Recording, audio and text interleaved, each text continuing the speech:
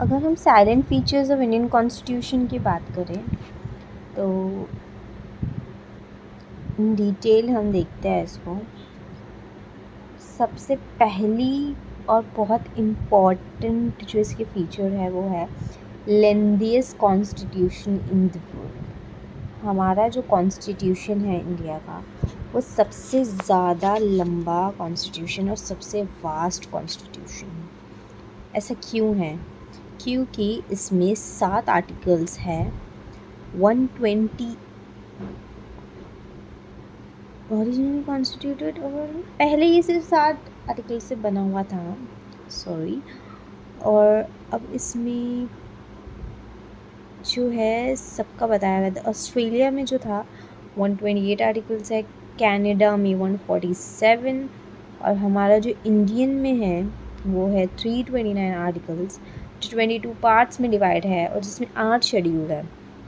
लेकिन आगे चल के उसमें 395 आर्टिकल्स, 25 पार्ट्स हुए और 12 शेड्यूल्स वो चीज़ें होती है जो कॉन्स्टिट्यूशन के बनने के वक्त, इतना साल हो गए कॉन्स्टिट्यूशन को, it has been more than 70 years। We recently celebrated constitution day on 26 November.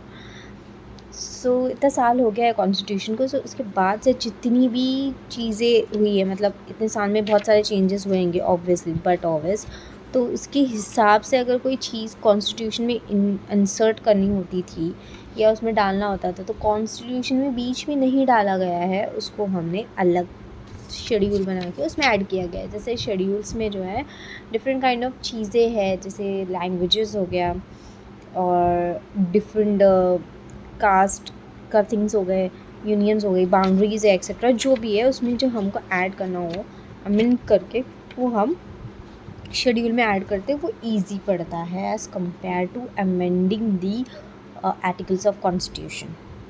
Okay, so इसी वजह से ये चीज़ें क्लियर हो जाती है कि हमारा कॉन्स्टिट्यूशन इतना लंबा क्यों है, क्योंकि उसको बहुत सारे डिफरेंट कंट्रीज़ के कॉन्स्टिट्यूशन से लेके बनाया गया है।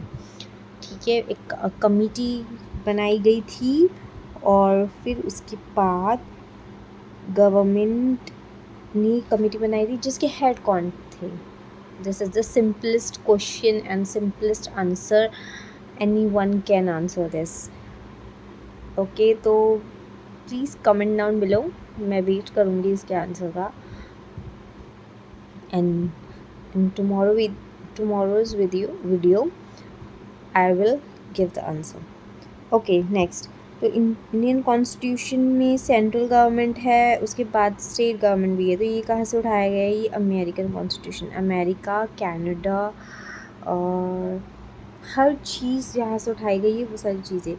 सिक्योरिस्ट का मतलब सेक्युलरिज्म का मतलब डेमोक्रेटिक का मतलब। अगर ये आपको अच्छा लगेगा तो I will inspire my self, I will try to make explanation videos of the subject as well as my study vlogs. Do support me. Thank you.